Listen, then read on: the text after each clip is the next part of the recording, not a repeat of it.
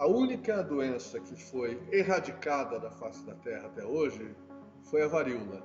A varíola é uma doença que causou, na história da humanidade, centenas de milhões de mortes, e ela continuava circulando pelo mundo inteiro enquanto a vacina não foi utilizada. A maioria da população hoje não sabe o que é varíola, mas causava surtos epidêmicos e causava mortes. Uma doença terrível. E isso nós conseguimos erradicar globalmente do planeta. Foi a maior conquista da saúde pública do mundo. Eu fiz o bonequinho a partir das 2 gotas da vacina, né? Porque é uma coisa lógica que as crianças iam reconhecer e decodificar no momento, né?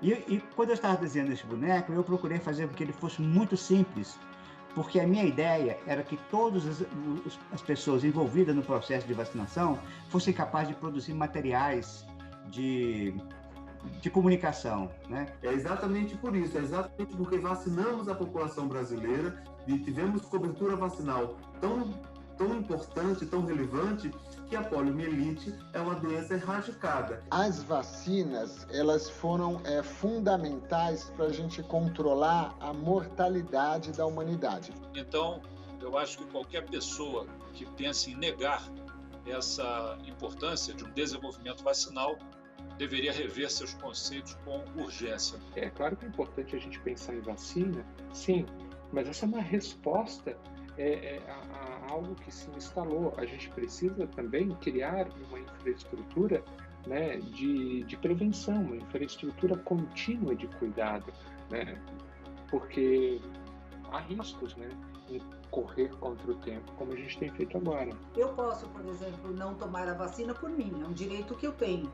É questionável, mas é um direito que eu tenho. Agora, eu não posso deixar de tomar a vacina deixando de proteger o outro. Vinheta de abertura, animação. Micro-organismos dão lugar a círculos vermelhos espalhados por todo o mapa mundial. Uma seringa de líquido azul é fincada e injetada no mapa. Os círculos desaparecem. No centro, vacinas, o bem maior. Desde sempre, a humanidade é assolada com casos de doenças que se espalham entre a população, causando mortes e sequelas graves. Entre 1896 e 1980, a varíola causou mais de 300 milhões de mortes.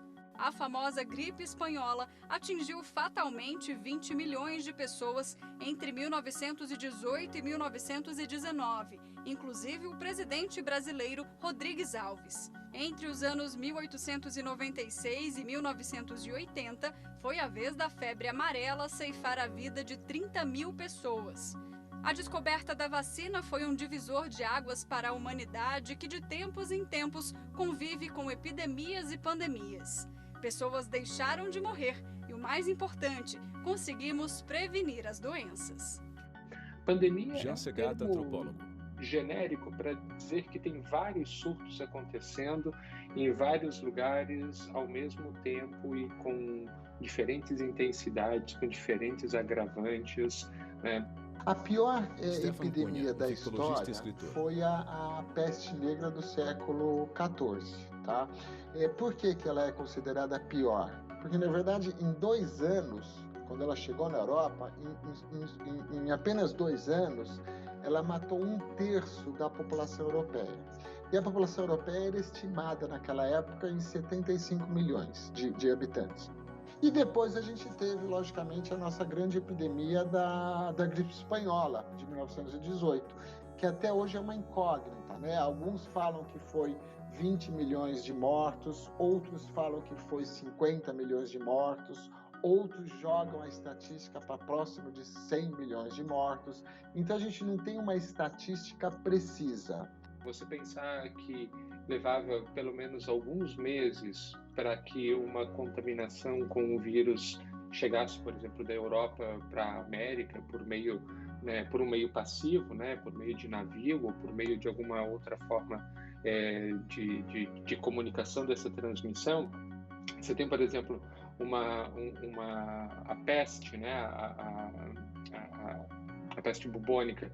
Você teve um processo que levou pelo menos 15 anos para se espalhar e tomar a dimensão, né, que tomou em termos de matar a população, uma boa parte da população mundial. Por exemplo, uma história recente, na gripe espanhola, quando apareceu aquela epidemia monstruosa com uma mortalidade grande, tudo que se falava que pudesse ser a solução era aceito e tinha os seus seguidores.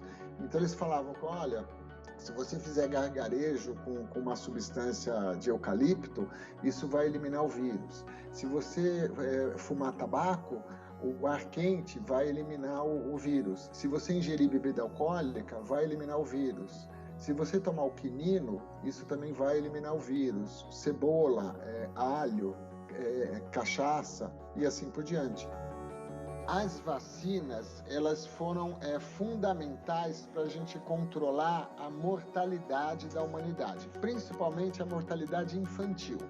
Então, se a gente voltar no tempo, no ano de 1900, então no último ano do século XIX, a gente tinha uma mortalidade infantil muito grande nas cidades industriais, porque eram cidades em que você tinha uma população grande de pessoas assalariadas, né, dos operários, que se aglutinavam naquelas casas dos operários, com várias famílias. A chegada das vacinas, mapa da China e escudo com cruz e gota estampados.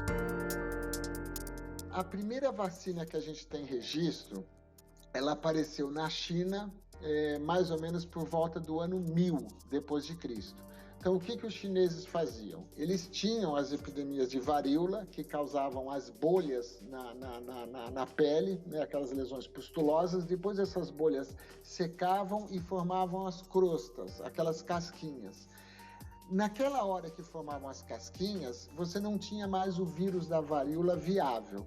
Os chineses, provavelmente com tentativas de erros e acertos de séculos, eles pegavam essas cascas, eles transformavam em pó e eles assopravam com uma vara de bambu na narina das crianças. Então, o que eles faziam? Eles colocavam vírus morto, inativo, fragmento de vírus, antígeno de vírus, na narina. A narina absorvia, porque ela ela tem um poder de absorção muito grande, né, os capilares da narina, e as crianças desenvolviam imunidade para a varíola. Esse procedimento determinava muitas reações adversas, algumas graves, inclusive morte. Ainda que protegiam a maior parte da população, mas causavam algumas reações adversas sérias, como morte. E foi em 1796 que o Jenner, Edward Jenner, ele observando os ordenhadores das vacas, ordenhadores de leite, né, ele via que os ordenhadores de leite, eles tinham pústula na mão e via também nas tetas da vaca algumas pústulas, mas essas pessoas não contraíam a doença varíola. E com isso o Jenner passou a inocular as pessoas com essas pústulas e proteger as pessoas. Essa tecnologia foi evoluindo, né, e passou a ser produzido, o vírus passou a ser produzido nos costados do vitelo. Tá? E essa tecnologia foi trazida ao Brasil pelo barão de Pedro Afonso e o criador do Instituto Vacínico, Instituto Municipal Vacínico do Rio de Janeiro, cidade do Rio de Janeiro, né, que passou a produzir essa vacina dessa forma, em costados de vitelo. 2. Como produzir uma vacina. Frasco pequeno com 10 ml de vacina. Bom, existem diversos tipos de vacina para vários tipos de doença. A ideia geral é que a vacina ela tem que provocar no organismo humano uma reação de defesa sem, no entanto, causar aquela doença da qual ela quer proteger. É muito difícil saber, antes de experimentar, que tipo de vacina vai funcionar melhor para cada doença e que tipo de vacina também vai provocar menos reações ruins, porque algumas vacinas podem provocar febre, podem até provocar reações mais fortes, e por isso elas passam por muitas etapas de testes. Então, em geral, esses experimentos, até se chegar numa vacina, começam com uma quantidade muito grande, digamos, de vacinas ou de produtos que são candidatos a serem transformados em 3. vacinas. Quais as fases de uma vacina? Desenho de homem com lupa sobre DNA perguntando a uma mulher jaleco. as fases da vacina precisam ser todas seguidas. Existe uma primeira fase da vacina que é, na verdade, chamada de fase pré-clínica. É uma fase que acontece dentro do laboratório exclusivamente e é a oportunidade em que os cientistas e os pesquisadores vão escolher o material que eles vão trabalhar. Se vai ser um vírus da gripe, como um adenovírus, se vai ser parte do material do DNA do próprio vírus. Eventualmente, nesta fase, se houver uma proporção de efeitos muito grande, a vacina nem prossegue para as outras fases. Na etapa seguinte, a fase 2 de estudo clínico, os estudos são feitos num número um pouco maior de pessoas e, além de se continuar a observação sobre efeitos negativos, também se observa se a pessoa desenvolve anticorpos e se desenvolve defesa que possa ser verificada no laboratório. Nessa fase 2, o grupo populacional já é maior, já envolve um pouco de diferença entre o grupo mesmo, os voluntários são selecionados de acordo com um determinado perfil, e nessa fase 2, o que vai ser avaliado é se aquela vacina produz anticorpos, se ela produz células que são chamadas de células citotóxicas, que são aquelas células que têm capacidade de defender o organismo.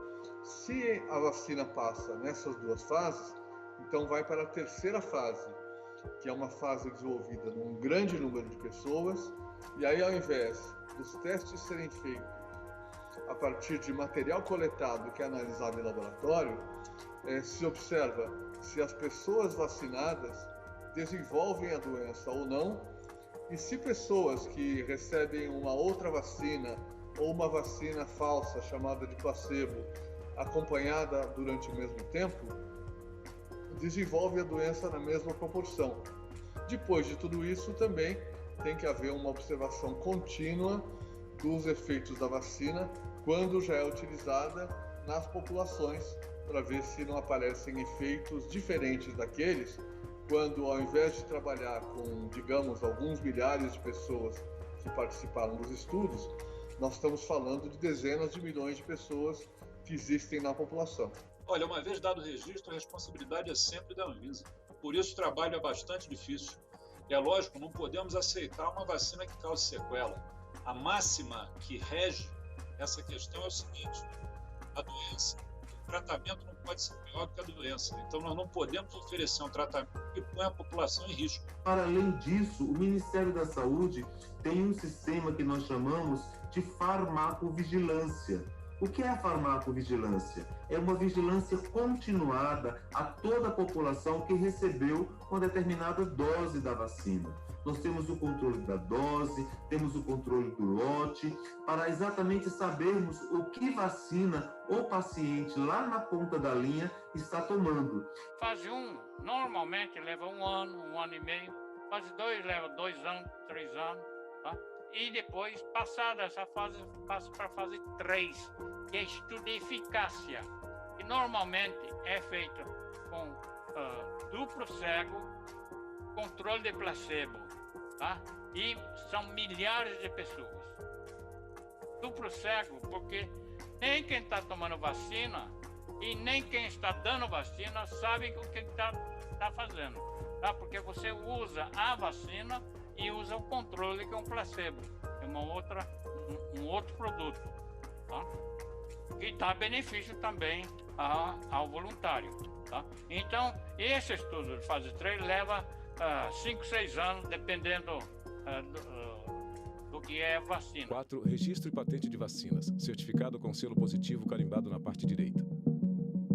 Uma vez avaliado ainda a segurança, a eficiência daquela vacina em produzir anticorpos e conseguir o efeito imunizante, que é o efeito, na verdade, de bloqueador da ação do vírus, ele consegue neutralizar o vírus, né? Na verdade é um efeito neutralizador do vírus, aí a vacina, pode-se dizer que você tem uma vacina, e aí ela segue para uma fase já de registro perante a autoridade sanitária. O registro, ele é um atesto que aqui no Brasil, para que um medicamento seja aplicado em cidadãos brasileiros, esse atesto precisa ser dado pela Agência Nacional de Vigilância Sanitária. Então, ele no final de um processo, claro, ele é um documento pelo qual aquele medicamento já comprovou para nós, da agência, todas as questões relativas à sua segurança, à sua eficácia e à sua qualidade. Nós temos alguns grandes produtores de vacina no Brasil, são produtores públicos, e aqui se destacam o Instituto Butantan, que é do governo do estado de São Paulo, e Biomanguinhos, que é dentro da Fundação Oswaldo Cruz, que pertence ao governo federal, que são os maiores produtores de vacinas brasileiros. O Brasil ele é uma referência mundial em campanhas de vacinação, em adesividade a campanhas de vacinação. E olha que mesmo sendo um país continental, um país terrestre, nós temos áreas difíceis de chegar. Nós temos a Amazônia, nós temos o Pantanal, nós temos regiões do Nordeste, onde não é tão simples assim levar o apoio de saúde. Mas mesmo assim, o Brasil ele é um líder mundial, um exemplo mundial nesse sentido. Então é importantíssimo que todas as pessoas recebam aquelas vacinas que são indicadas no calendário vacinal brasileiro. As crianças são aquelas que recebem o maior número de vacinas. É importante que elas recebam todas elas que constam no calendário, mas existem vacinas também que são indicadas para adolescentes, para vacinas, para adultos e para idosos, que ficam protegidos contra situações graves que podem ocorrer caso não recebam a vacina. O Brasil tem uma legislação específica que determina a obrigatoriedade de vacinação dentro de determinados parâmetros, observados determinados parâmetros. Então, o que fica muito em questionamento é a autonomia da pessoa. A vacinação, em tese, é obrigatória para todos nós. Mas hoje mesmo, assim, quem tem a obrigação de ser vacinado são as crianças e os adolescentes. Existe o Estatuto da Criança e do Adolescente que torna compulsória a vacinação de crianças e adolescentes quando o legislador assim estabelece. Nós temos lá atrás, em 1975, uma lei que, se não me falha a memória, é a 6259, que instituiu o Programa Nacional de Imunização. Depois, em 2004, nós tivemos uma portaria do Ministério da Saúde criando campanhas obrigatórias de vacinação para crianças, adolescentes, adultos e idosos. São 14 vacinas presentes no calendário nacional de imunizações do Programa Nacional de Imunizações. Tá? 14 para crianças, são 6 ou 7 para adolescentes, tá? E 3 ou 4 para idosos. Tá? Então, nós temos que buscar. E as vacinas estão disponíveis no posto de saúde. Mas a população não está indo. Então, está faltando alguma coisa. E essa alguma coisa, e nós precisamos de vocês. Toda a sociedade está contribuindo para a gente voltar a ter altas coberturas 5. Vacinais. A humanidade e as vacinas. Em animação, o planeta Terra gira devagar. A história da humanidade também é contada pelas vacinas. A gente teve várias... É uma história que é extremamente interessante por causa exatamente disso. É o amor e ódio entre as vacinas. Se a gente pegar, por exemplo, a revolta das vacinas, a gente tem uma ideia lá em 1904 que a revolta das vacinas foi a população, que era uma população que não queria a vacina, essa população se uniu, a população se rebelou e aí teve a revolta das vacinas. Veja bem, as pessoas falam que muitas vezes a vacina tem substâncias tóxicas, as pessoas falam que muitas vezes a vacina causa doenças, né, que elas não cobrem, não previnem, pelo contrário, elas provocam novas doenças, né? E muitos estudos mostram exatamente o contrário. A grande maioria dos estudos mostram exatamente o contrário, que as vacinas são absolutamente seguras e a vacina sim previne inúmeras doenças. Então a gente vê que a história da vacina sempre foi constituída de amor e ódio. Então sempre você tem algumas campanhas contrárias, alguns receios e sempre tem a população que apoia e que acha que é a solução. Na verdade, desde o aparecimento das vacinas e ao longo do século XX, nós tivemos muitas falhas, muitos acidentes vacinais. Mas foi num período em que a gente estava desenvolvendo as vacinas. Então, hoje em dia, quando uma vacina é lançada, não tem mais cabimento a gente duvidar da segurança dessa vacina, porque ela passou por uma série de etapas de controles, de estudos e assim por diante. Qual que foi o problema depois do começo do século XXI? A gente tem um aumento das campanhas anti-vacina, que tem vários fatores. Um dos fatores é motivos filosóficos. Então, são aquelas pessoas que não querem nenhum material estranho no seu corpo, são aquelas pessoas que querem uma dieta saudável, que são contra qualquer tipo de droga, de medicamento e assim por diante. A gente tem um fator religioso. Então, existem muitos religiosos ortodoxos que seguem piamente o Antigo Testamento, o Novo, Torá, o Alcorão. Então, a gente tem cinturões bíblicos que a gente fala na Europa e nos Estados Unidos, que são comunidades contrárias às vacinações. E o terceiro fator, que é o mais importante, é o medo.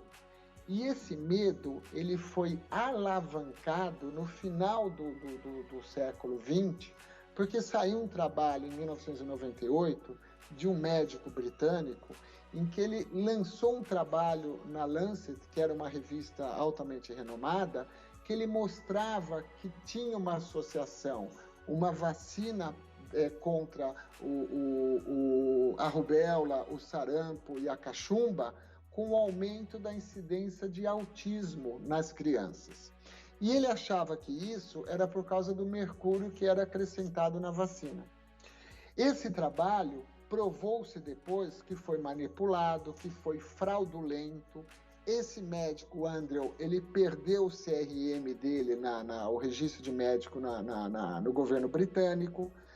Outros trabalhos não comprovaram isso, mas esse trabalho rodou o mundo, porque aí a gente estava numa era da internet. Veja bem, os movimentos anti-vacina, eles não prejudicam só o Brasil, né? Eles prejudicam o mundo inteiro, né? Eles utilizam muitas vezes, né, as mídias sociais, né, que tem uma alta penetração, uma capacidade de penetração muito grande nos dias de hoje, na verdade, e eles começam a divulgar aquelas informações, da grande maioria delas são falsas, né? São fake news, são falsas. Né, de que as vacinas vão causar doenças, que as vacinas contêm mercúrio, que a vacina tem isso, tem componente tóxico, isso ou aquilo. E isso não afeta apenas o Brasil, afeta o mundo inteiro. Né? E isso é uma outra questão importante para mantermos a nossa caderneta de vacinação em dia. Né? Porque se uma determinada doença ela não foi eliminada em um outro país, e nós temos, né, o trânsito de ir e vir, então tem sempre o risco de alguém chegar no Brasil, né, com aquela doença. Né? E se nós estivermos vacinados e com a cobertura vacinal adequada, a gente consegue manter no nosso país o país livre da circulação daquele agente infeccioso. Mas é preciso, então, ter uma comunicação, uma informação mais efetiva, mais transparente, mais clara para a população, informando, sim, nós não temos doenças, mas no mundo essas doenças estão presentes. Tá? E podem ser trazidos por viajantes, enfim, trazidos o vírus e infectar outra vez a nossa população. Veja bem, a disseminação de notícias falsas, né, podem voltar a crescer, a fortalecer uma percepção que é completamente equivocada na população, porque na medida em que uma notícia falsa sobre determinadas vacinas façam com que as pessoas tenham medo de tomar a vacina e, consequentemente, doenças que estavam sob controle sanitário, controle epidemiológico, essas doenças possam ressurgir, voltar a acometer pessoas na nossa população. Então, eu acho que qualquer pessoa que pense em negar essa importância de um desenvolvimento vacinal deveria rever seus conceitos com urgência. Não há nenhum sentido em um movimento negacionista a vacina. Temos que lembrar que nós não estamos mais na época da guerra da vacina de Oswaldo Cruz, isso foi no século passado, e nesses últimos 100 anos a ciência progrediu não numa forma aritmética, progrediu de forma geométrica. O avanço dos anos foram avanços sempre sendo multiplicados e não apenas somados. Então, realmente, hoje, se colocar contra o movimento vacinal, vamos dizer assim, o esforço vacinal, é um desserviço à humanidade. 6. Vacina, o bem maior. Seringa e pequeno frasco de 10 ml de vacina. Acho que qualquer profissional de saúde pública que possa ostentar esse título é fã de vacinas. É o principal instrumento da saúde pública que nós temos para enfrentar doenças. Existem outras estratégias, claro, quando pensamos em políticas de saneamento básico, de nutrição, mas esses não são instrumentos da saúde pública. A história da vacina foi marcada realmente por muitas falhas, muitos acidentes. Só que isso foi o preço que a gente pagou para o desenvolvimento das vacinas. A partir da segunda metade do século XX, a gente acabou atingindo um nível de tecnologia para se produzir uma vacina, em que traz uma vacina absolutamente segura quando ela é aprovada e lançada. Então, hoje em dia, uma vacina autorizada e lançada não tem sentido mais a gente ter um medo daquela vacina. Houve um momento da história que nós acreditávamos que teríamos vacina para tudo ou um antibiótico capaz de exterminar qualquer tipo de agente infeccioso. Nenhuma das duas coisas se confirmou até o momento. Pode ser que num futuro longínquo isso aconteça. Existem pesquisas, por exemplo, para que se tente obter uma vacina contra a malária há mais de 50 anos. Até hoje não se conseguiu chegar numa vacina que proteja de maneira efetiva contra a malária. Existem pesquisas de vacina contra o HIV, que é o vírus que causa AIDS, que estão sendo buscadas há mais de 30 anos. Também até agora não se conseguiu uma vacina eficaz. Eu costumo dizer sempre, vacinar é um ato de amor. É um ato de amor para com seu filho, né? Para que seu filho não adquira uma doença, para que não adquira sequelas daquela doença e portanto, garantir vidas. Em 1986, o Brasil assinou, junto com os países da América Latina, um acordo para erradicar a polio até 1994. E nessa época eu fui chamado para poder fazer uma logomarca que fosse timbrar os envelopes e as cartas e os ofícios que fossem trocados durante esse período. Era a época da vacinação, então eu fui ao Nordeste, fui até no governo do ministro, para poder me inspirar, né, para fazer a campanha, para fazer a logomarca, né? Cheguei lá e achei assim, uma movimentação muito estranha, né? Porque o Exército ajudava na logística dessas vacinas, né? Que o Exército tem uma logística muito boa, né? São muito bons nisso, então eles estavam ajudando na vacinação. Então, e aí essa vacinação ela acabava acontecendo num clima muito tenso.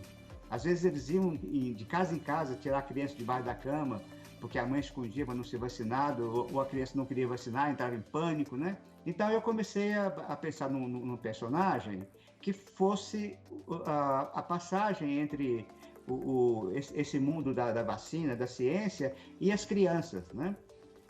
E eu fiz um bonequinho a partir das 2 gotas, né? E esse boneco também, ele tinha que ser muito fácil de desenhar. E para lançar esse boneco, nós queríamos fazer um nome. Então, a ideia seria o seguinte, seria convocar a criançada para elas dar o nome no boneco. Parece que ninguém gosta de mim. Ora, vamos resolver isso agora mesmo. Vê capricha no meu nome, viu? E agora eu vejo que o Zé Gotinha foi transformado no símbolo do SUS. Ele não é mais só o símbolo da vacina. Ele agora aparece com a sigla do SUS escrito no peito, né? E ele é um personagem que eu acho que realmente não tem como sair. Vacinas, o bem maior. Créditos finais. Roteiro e edição, Flávio Montenegro. Produção, Bárbara Domental. Assistente de produção, Ana Rita Almeida e Luciana Antigo. Imagens, Lúcio Ribeiro, Dado Antigo. Assistência técnica, Cláudio Júnior e José Antigo. Montagem e finalização, Neuza Tavares. Direção de arte e animação, Alexa Cara. Agradecimentos, Acervo Câmara Computadores. Canal Saúde Públicos, Instituto Butantan, Ministério da Saúde. Áudio descrição do usuário. Roteiro da Daniel. São Paulo do Cinema. Núcleo de programação, Rosa Massa. Núcleo técnico, Fábio Mendes. Núcleo de produção de programas, Flávio Soledade. Supervisão, Coordenadoria de Gestão da TV e Rádio Justiça, Secretaria de Comunicação Social, STF. Realização, TV Justiça Essencial 2020.